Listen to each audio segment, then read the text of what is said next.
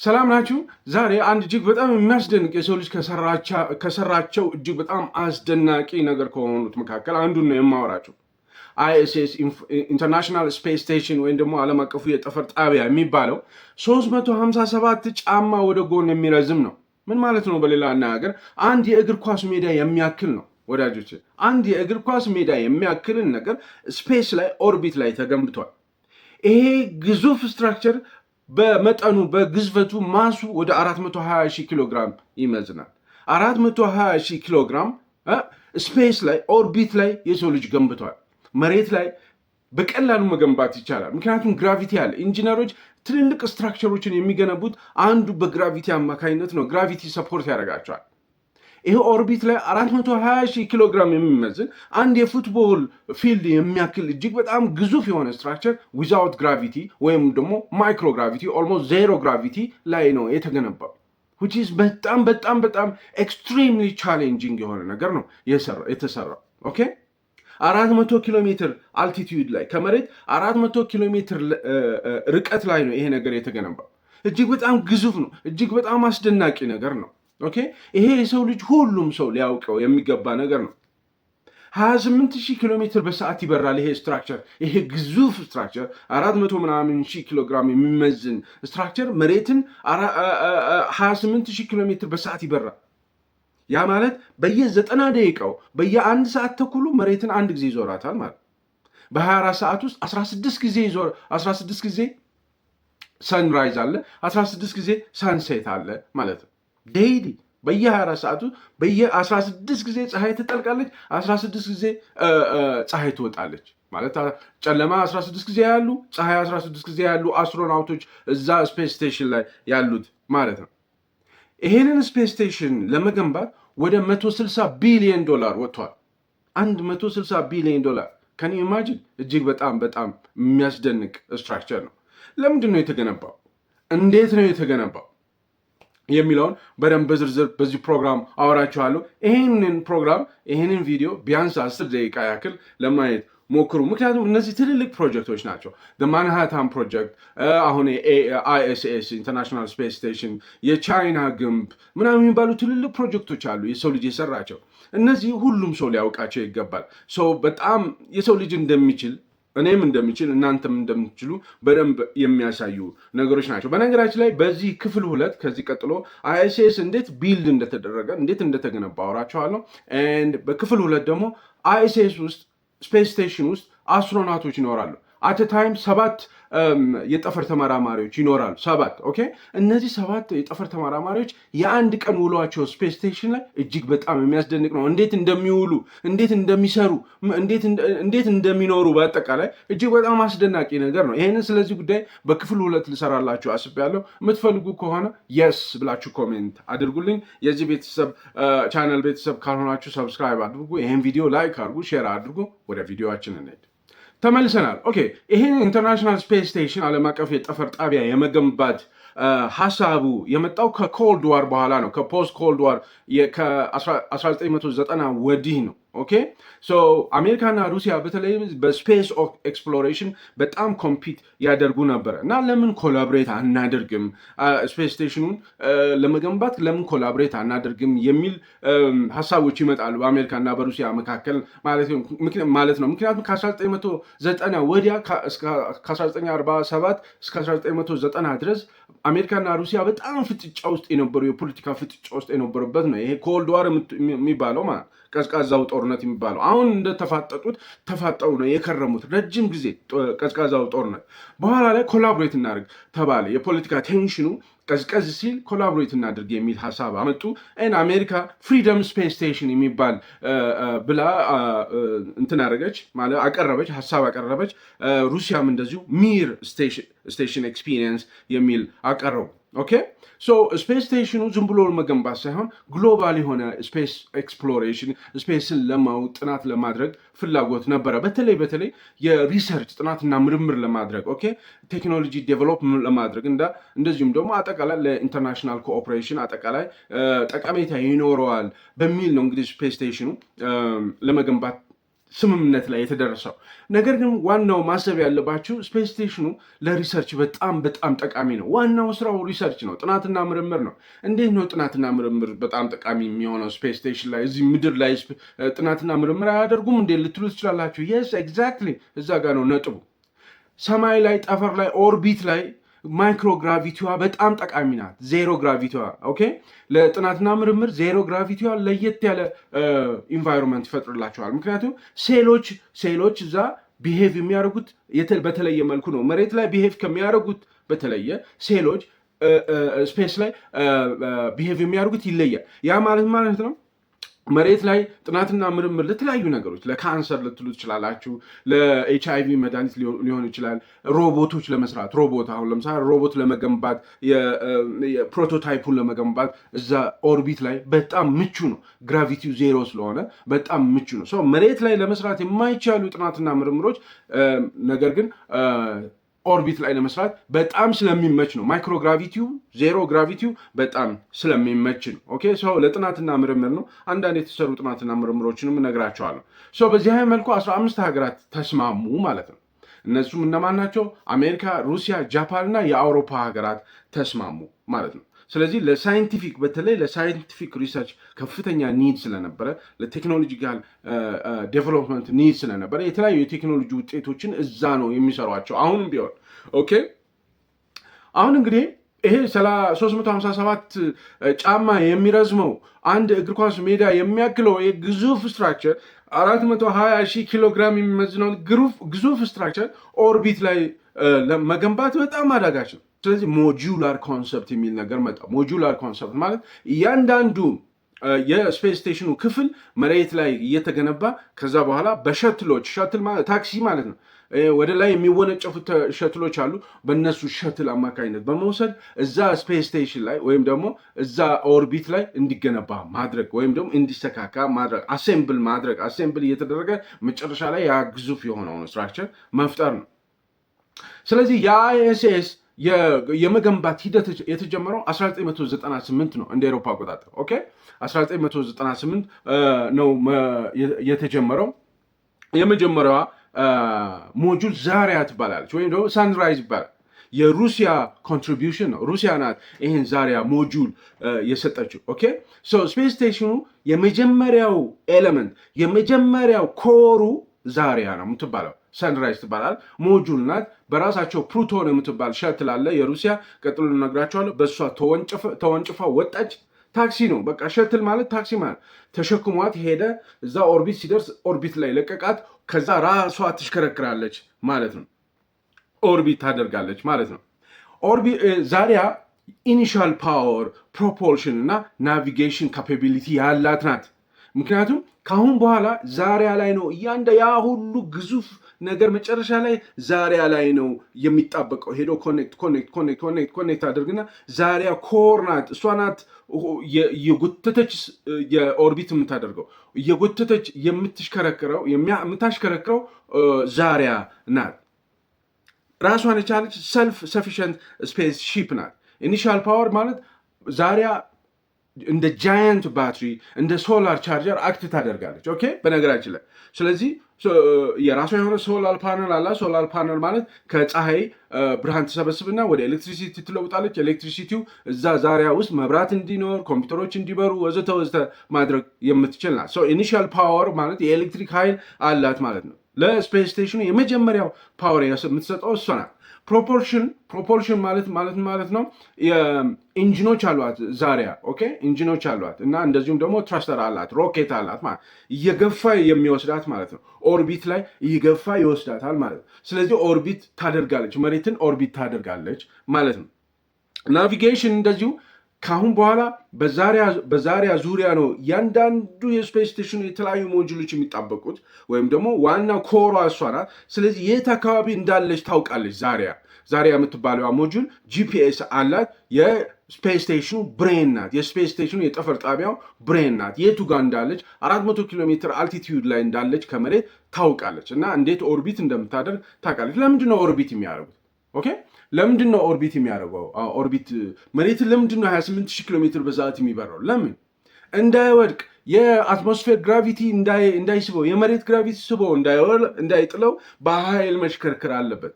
በኃይል ሲሽከረከር ማይክሮግራቪቲ ይሆናል ወይም ዜሮ ግራቪቲ ይሆናል። ለምሳሌ አሁን እናንተ አንድ ድንጋይ ጠጠር እንዲህ ስትወረውሩ እዚቹ ጋር ትወድቃለች። ቶሎ ግራቪቲ ስቦ ይጥላታል።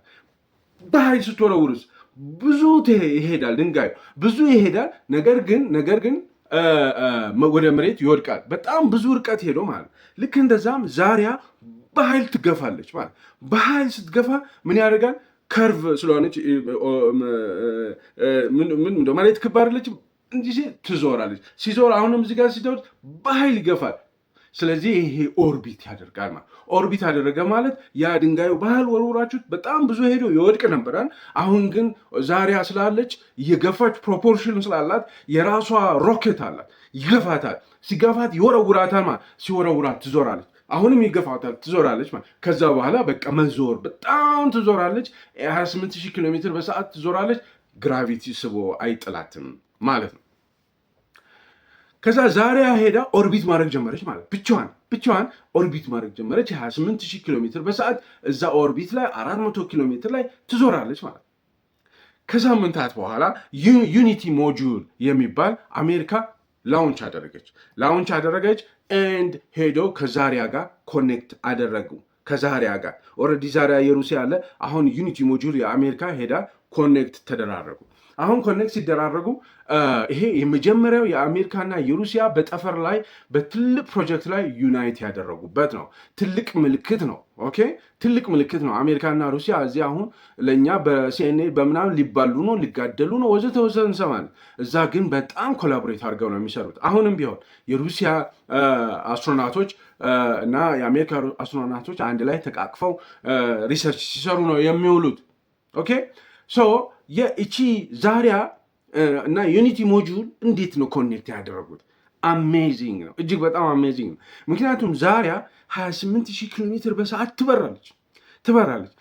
ዩኒቲ ሞጁል ከመሬት ከአሜሪካ ስፔስ ስቴሽን ከመሬት በሻትል ማለት ነው፣ በሻትል ወይም ደግሞ አሁን ይሄ እንደምታዩት በሻትል ተደርጋ ትወጣለች። ወጣች እዛ ስፔስ ስቴሽን ላይ ከሄደ በኋላ ሻትሉ ዛሪያን ለማግኘት ዛሪያ 28000 ኪሎ ሜትር በሰዓት ትበራለች።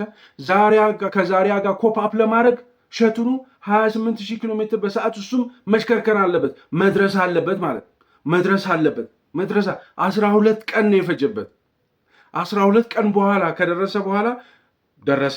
ራሱ ሸትሉ አርም አለው፣ ሮቦቲክ አርም አለው እዚህ ጋር። እሱ በሱ ብድግ አድርጎ ዩኒቲ ሞጁልን ብድግ አድርጎ ከዛሪያ ጋር ያገናኛቸዋል። 28000 ኪሎ ሜትር በሰዓት እየበረሩ ነው ይሄ ሁሉ የሚያደርጉት ማለት በዜሮ ግራቪቲ ማለት። አሜዚንግ በጣም አስደናቂ ነገር ነው።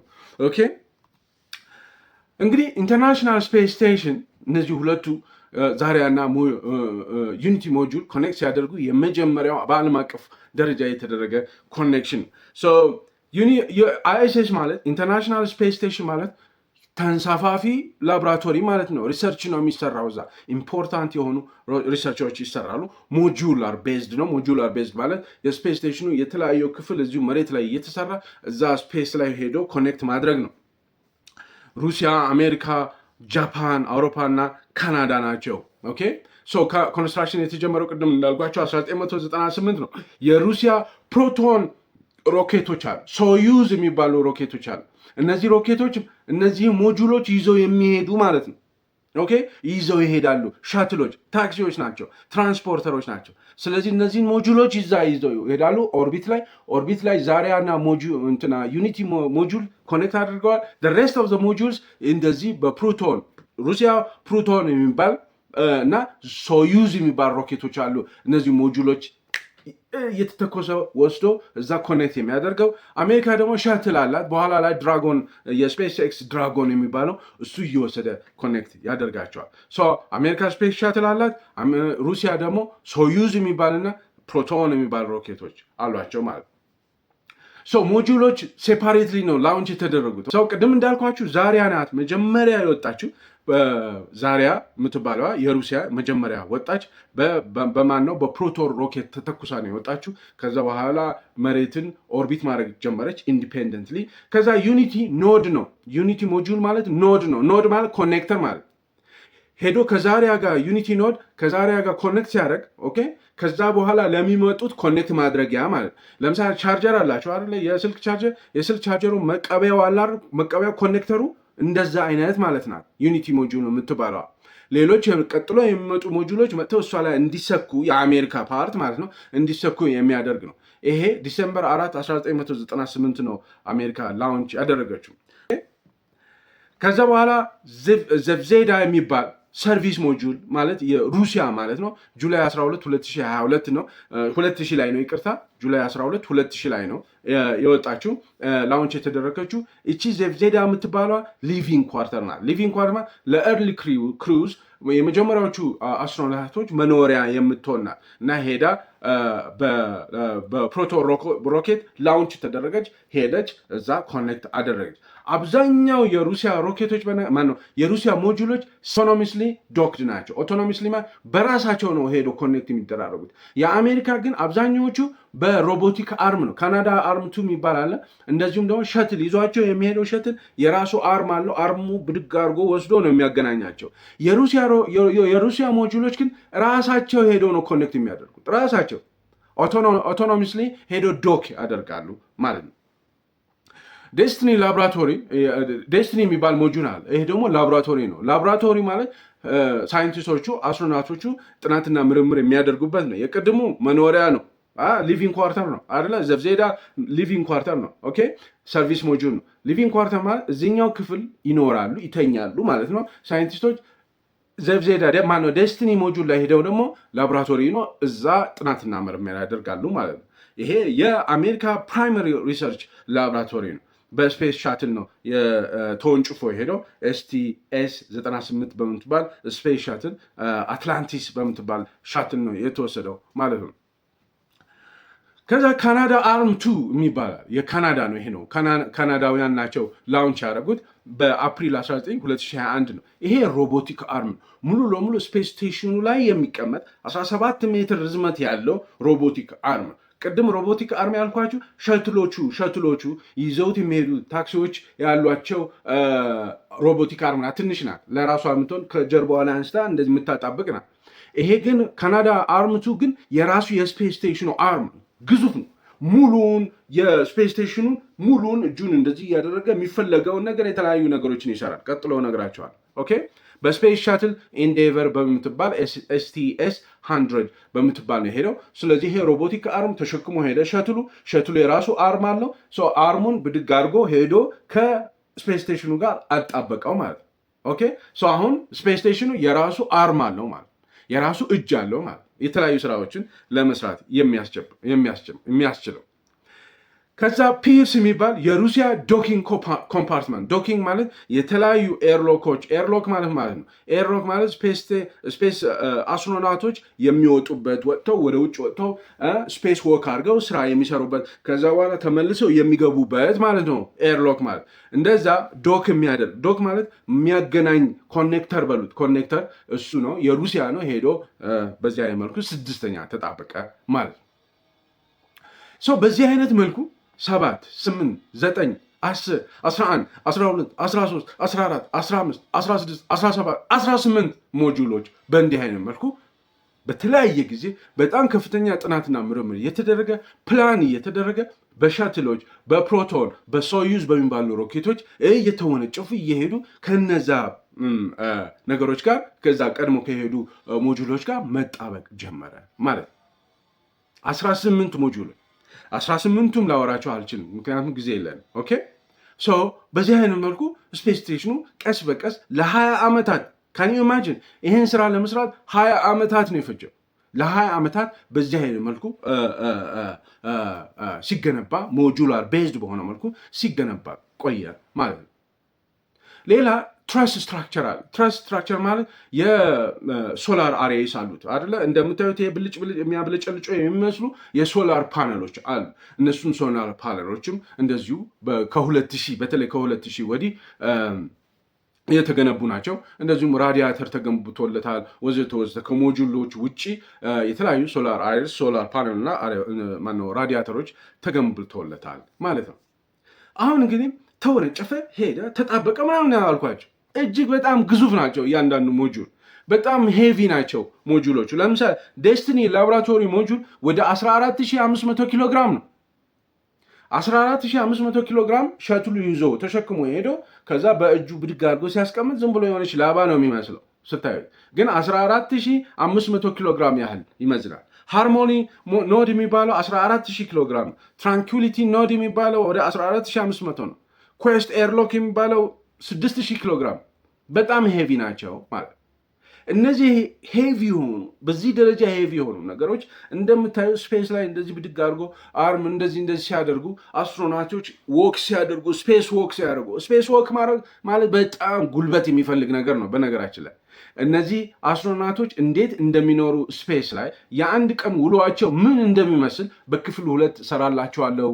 ከፈለጋችሁ ማየት የምትፈልጉ ከሆነ ይህን ፕሮግራም የስ ብላችሁ ኮሜንት አድርጉ ብያችኋል። አሁንም የስ ብላችሁ ኮሜንት አድርጉ የምትፈልጉ ከሆነ በጣም አስደናቂ ነው። አንድ አስትሮናት ወይም ደግሞ 7 አስትሮናቶች በአንድ ጊዜ ይኖራሉ።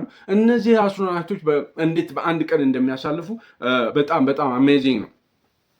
ስለዚህ ቢልዲንግ ኮንስትራክሽን በማይክሮግራቪቲ ኮንስትራክሽን በጣም ከባድ ነገር ነው። ኤክስትሪምሊ ቻሌንጂንግ ነው። ምክንያቱም ግራቪቲ የለም እዚህ መሬት ላይ። ቅድም እንዳልኳችሁ ኢንጂነሮች ናቸው። ኢንጂነሮች የሆነ ግንባታ ሲፈጽሙ ግራቪቲ በጣም እንትን ይላቸዋል፣ ይረዳቸዋል። ካን ዩ ኢማጂን 10 ኪሎ ግራም የሚመዝን ብረት አምጥታችሁ ቁጭ ስታደርጉት መሬት አቅፎ ይዝላቸዋል። መሬት ይዝላቸዋል። ግራቪቲ ነው እንጂ ግራቪቲ ባይኖር ያ 10 ኪሎ ግራም የሚያክልን ነገር ፍሎት ቢያደርግ ድሪፍት ቢያደርግ ዝም ብሎ ቢንሳፈፉባችሁ እንደገና ጎትታችሁ አምጥታችሁ ወደ ፈለጋችሁት ቦታ ማስቀመጥ በጣም በጣም በጣም ኤክስትሪምሊ ቻሌንጂንግ ነው ማለት ነው።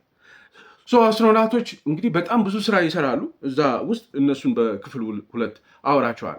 እንደዚሁም ደግሞ ሄዶ ኮኔክት ያደርጋሉ ስላችሁ እንዴት ነው ኮኔክት የሚያደርጉት?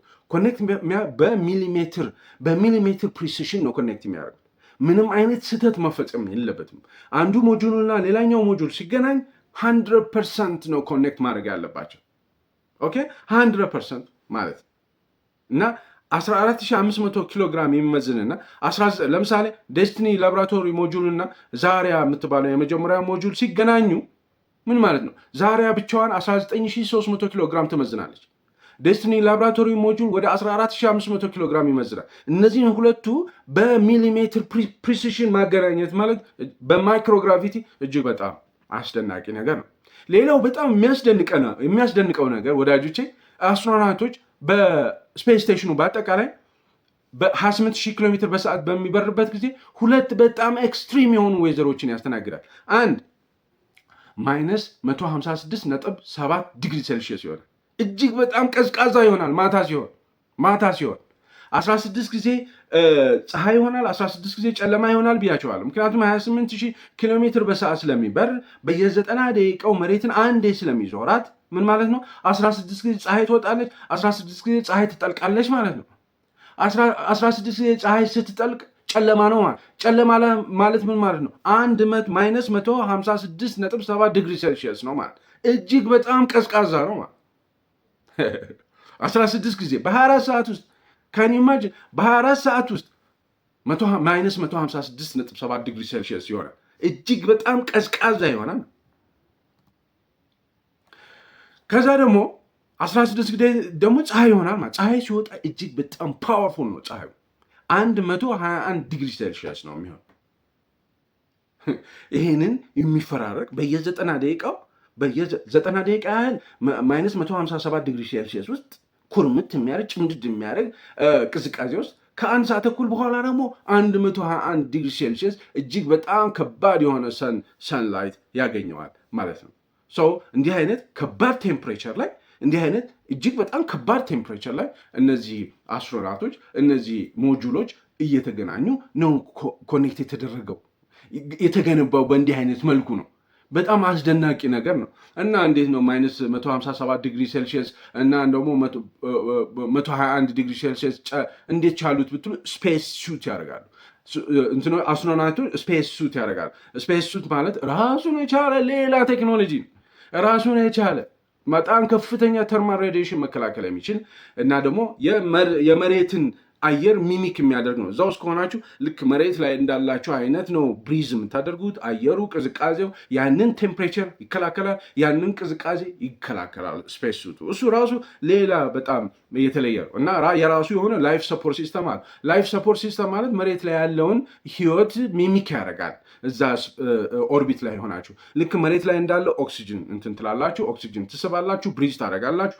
ተርማል ሬጉሌሽን ሙቀቱንና ቅዝቃዜውን ውስጡ ፊል አታደርጉትም፣ ምክንያቱም ተርማል ሬጉሌሽን ሲስተም ስላለው ማለት። ሌላው ቅድም ያልኳቸው ሮቦቲክ አርምቱ የሚባለው ማነው? ካናዳ አርምቱ የሚባለው ሮቦቲክ አርም ካናዳ ናት የሰራችው፣ ካናዳ ላውንች ያደረገችው ብያቸዋለሁ። 17 ሜትር ሎንግ ነው፣ 17 ሜትር ያህል ርዝመት አለው። ይሄ ስፔስ ስቴሽኑ ላይ ሄደው ተጣብቋል እና አስትሮናውቶች የተለያየ ስራ ሲሰሩ የተለያየ ሜንተናንስ ስራ የእድሳት ስራ፣ ምክንያቱም ስፔስ ስቴሽኑ ዴብሪስ በጣም የስፔስ ድንጋዮች ይመቱታል በተለያየ ጊዜ እና ይጎዳል። እንደዚሁም ደግሞ -157 ዲግሪ ሴልሲየስ ይሆናል። አሁን በጣም ከፍተኛ ቅዝቃዜ አለ። ከአንድ ሰዓት ተኩል በኋላ ደግሞ በጣም ከፍተኛ ሙቀት ያስተናግዳል እና ፋቲግ ይፈጠርበታል፣ ከፍተኛ የሆነ ፋቲግ። ያንን በየጊዜው አስትሮናውቶች እየሄዱ ሜንቴን ያደርጋሉ፣ ያድሳሉ። እቃ የሚለወጥ ነገር ካለ እቃ ይለወጣል። ዴብሪስ በተለይ ጠጠር በጣም ይመተዋል በየጊዜው።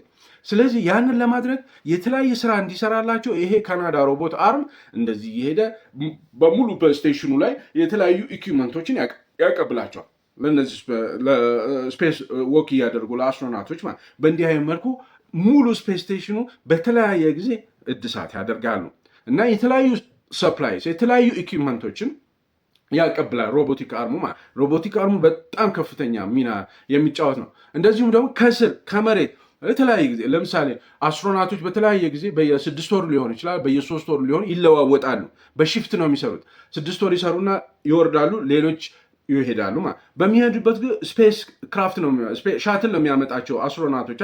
ሻትል ሲያመጣቸው ሻትሉን ያዝ ያደርጉና ወደ ራሱ ስፔስ ስቴሽኑ ወስዶ ዶክ ያደርገዋል፣ ያስቀምጠዋል ማለት። ከዛ በኋላ በኤርሎክ በኩል አስትሮናውቶቹ ይገባሉ፣ እነዛ ይወጣሉ። ከዛ በኋላ ይለቀዋል፣ ይሄዳል ማለት ነው። በእንዲህ አይነት መልኩ በጣም የሚያስደንቅ ስራ ይሰራል ካናዳ አርምቱ የሚባለው። 400 ኪሎ ሜትር ላይ ነው ያለው አልቲቲዩዱ። እንግዲህ እዛ 400 ኪሎ ሜትር አልቲቲዩድ ላይ ቅድም እንዳልኳችሁ ላውንች የሚያደርጉ የተለያዩ የአሜሪካም የሩሲያም ሻትሎች አሉ። የሩሲያ ሶዩዝ የሚባሉ ሮኬቶች አሉ፣ ፕሉቶን የሚባሉ ሮኬቶች አሉ። የአሜሪካ ደግሞ ስፔስ ሻትል የሚባል በኋላ ደግሞ ስፔስ ድራጎን የሚባል የስፔስ ኤክስ መጥቷል። የተለያዩ ኮምፖነንቶችን፣ አስትሮናውቶችን፣ ኢኩዊፕመንቶችን ይወስዳል። ሄቪ ሊፍቲንግ ይወስዳል ማለት ይሄ ፉትቦል ሳይዝ የሚያክል 357 ሜትር ርዝማኔ ያለው አንድ የእግር ኳስ ሜዳ የሚያክል 420,000 ኪሎ ግራም የሚመዝን እጅግ በጣም የሚያስደንቅ ትልቅ ሳይዝ ያለው ስትራክቸር ነው። በሰው ልጅ ታሪክ ውስጥ እጅግ በጣም የሚያስደንቅ ቢልዲንግ ነው። ኦኬ እንደገና ሶላር አሬይስ አሉት አይደል? የሚያብለጨልጩ ሶላር ፓነሎች አሉ አይደል? ስታዩቸው ወደ 8 የሚሆኑ ሶላር አሬይስ አሉት፣ ወይም ሶላር ፓነል ማለት ትችላላችሁ። እያንዳንዷ ሶላር አሬ እያንዳንዷ 40 ቤቶች፣ አሁን መሬት ላይ ቢሆን ለ40 ቤቶች የሚሆን ኤሌክትሪሲቲ ማመንጨት የሚችል ነው። 120 ኪሎዋት ያክል 8ቱም 120 ኪሎዋት ያክል የኤሌክትሪሲቲ ኃይል ያመነጫል። ያ ማለት ነው ስፔስ ስቴሽኑ 24 ሰዓት መብራት አለው ማለት። ላቦራቶሪ ውስጥ ኮምፒውተሮች አሉ፣ የተለያዩ የላቦራቶሪ ኢኩዊፕመንቶች አሉ። ላይፍ ሰፖርት ሲስተሙ ሙሉ ለሙሉ የሚሰራው በኤሌክትሪሲቲ ነው። ኦኬ 120 ያክል ኪሎዋት የሚሆን ኤሌክትሪሲቲ ያመነጫል። እዛ እንግዲህ ክሎዝ የሆነ ኢንቫይሮንመንት ነው። ኦኬ ክሎዝ የሆነ ኢንቫይሮንመንት ውስጥ ላይፍ ሰፖርት ሲስተም ይባላል። ላይፍ ሰፖርት ሲስተም ማለት የመሬትን ኢንቫይሮንመንት የመሬትን ከባቢ ሁኔታ የሚመስል ማለት ነው። ስለዚህ እዛ ስፔስ ስቴሽኑ ውስጥ ላይፍ ሰፖርት ሲስተም አለ። ብሪዝ ማድረግ አለባቸው እንደምታዩቸው በስርዓቱ ማለት ነው። ያ ውሃ መጠጣት አለባቸው አይደለ? ውሃ እዚህ ሃይላንድ እየታሸገ ሊሄድ ነው እንደ አይቻልም። ውሃ እዛው ራሳቸው ነው የሚሰሩት። ውሃ በጣም አሜዚንግ ነው። ራሳቸው ነው የሚሰሩት። ብሪዝ የሚያደርጉት ኦክሲጅን ራሳቸው ነው የሚሰሩት። ለምሳሌ ውሃ ለምሳሌ ውሃ የሚጠጡት ብሪዝ የሚያደርጉት ነገር ራሳቸው ነው የሚሰሩት። ኦክሲጅንም ከዚህ ተይዞላቸው አይካሄድም ማለት ነው። እንዴት ነው ውሃ የሚያገኙት? ውሃ የሚያገኙት ሽንታቸው፣ ላባቸው፣ ሂዩሚዲቲው ወደ ይሄ ላይፍ ሰፖርት ሲስተሙ የስፔስ ስቴሽኑ ሽንታቸውን ወደ ድሪንከብል ውሃነት ይለውጣል። የራሳቸው የአስትሮናውቶች ሽንት ማለት ስዌት ላባቸው ወደ እንትንነት ይለውጣል። ሂዩሚዲቲ ወደ ድሪንከብል ወተርነት ይለውጣል። እና ኤክስትሪምሊ ዲዩረብል ነው ስፔስ ስቴሽኑ። ቅድም እንዳልኳችሁ የተለያዩ ማይክሮ ሜቴሮይድስ የሚባሉት ይሄ ስፔስ ዴብሪስ ጠጠሮች ይመቱታል። ኦኬ ፐርፐዙን ቶሎ ልበል፣ ሰዓቱ እየሄደ ነው። ፐርፐዝ አለው አይኤስኤስ። ለምንድን ነው የተገነባው ብትሉ ሳይንቲፊክ ሪሰርች ነው። የባዮሎጂ ሪሰርች እዛ ነው የሚሰራው። ቅድም እንዳልኳ ሴሎች ቢሄቭ የሚያደርጉት በተለየ መልኩ ነው። እዛ ማይክሮግራቪቲ ላይ መሬት ላይ ከሚያሳዩት ቢሄቪየር በተለየ ማይክሮግራቪቲ ላይ ያሳያሉ። ያ ማለት ለጥናትና ምርምር በጣም ከፍተኛ የሆነ ሚና ይጫወታል። ፊዚክስ ላይ በጣም ብዙ ጥናቶች ይካሄዳሉ። ፋርማሲቲካልስ ድራግ፣ እኛ የምንወስዳቸው ድራጎች በሙሉ መጀመሪያ ቴስት የሚደረጉት ዴቨሎፕ የሚደረጉት ስፔስ ስቴሽን ላይ። ቴክኖሎጂ የተለያየ ዋተር ፒውሪፊኬሽን ሲስተም የሚሰሩት እዛ ስፔስ ስቴሽን ላይ። ኦቶኖመስ ሮቦቲክስ አሲስታንቶች ሮቦቶች የሚሰሩት እዛ ነው። ኦኬ አሁን ምንድን ነው አንዳንድ ፋክቶች፣ ቅድም 28,000 ኪሎ ሜትር በሰዓት ይበራል ብያቸዋለሁ። ማይክሮግራቪቲ በጣም ጠቃሚ ነው ብያቸዋለሁ። ስፔስ ቱሪዝም ወደፊት የሚታሰብ ነገር ነው።